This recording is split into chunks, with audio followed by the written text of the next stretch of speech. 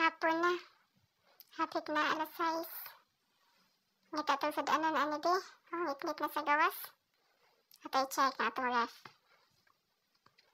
Tubig. Another tubig. Kapur ba eh? Okay, so dati do kapasit kanton. Sa katuna. And gatas. Ato ni magic. Gihiwa na nako ang lamas. Giandam na nako ang mga ingredients. Ug naapoy carrots. Kaya ako na siya isago later on. May bukal na sad ang tubig. So karon ako na ilunod ang noodles. So kana siyang noodles. Half cook lang anay ni. Kay later ato pa masad na siya ilunod og balik. Okay, so mana siya gipanglunod na ko. Gipanglunod. Ug sa dihang nagpasok ko. Mo gid gamit og kutsara. Hay nako. So, set aside lang ana ang lamas o mga spices. Sugod na ta og isa.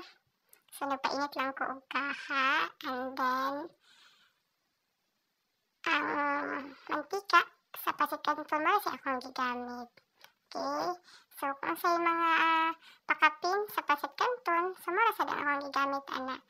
So, of course, unahon ako ang sibuyas. Anak dyan ko magluto. Pasensya na kayo sa among kaha. Kay, kuha na siya antik. Yan siya pag-ilabog siya lang. And then, sunod dayon ang kuan. Ahos. And then, nagbutang po ko bell pepper. Wala good, happy naman ko na madawat ang bell pepper. So, ako lang po siya gisawal diha.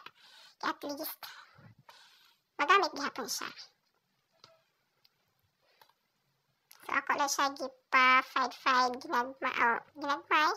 And then, dayon, gisunod ako ang carrots. So, gisa-gisa lang taan ang apart. So, basically, gisa lang gina siya. Wala gina siya mahimon, gisa-gisa.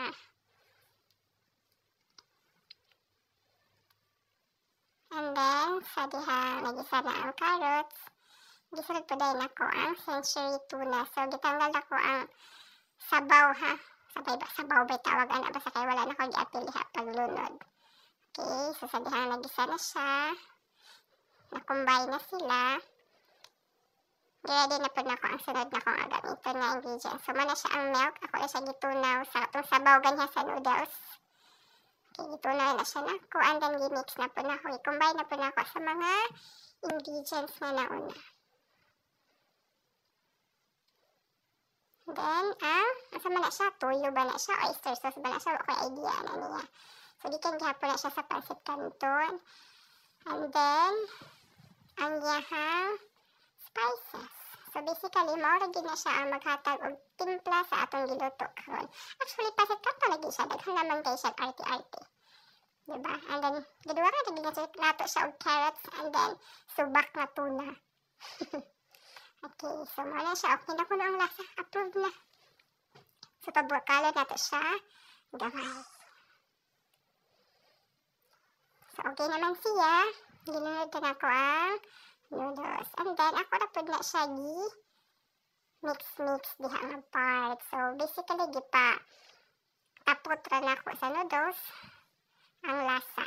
Okay, or usap pa ng mga ingredients na like the carrots, the tuna. So, ako na siya mix diha.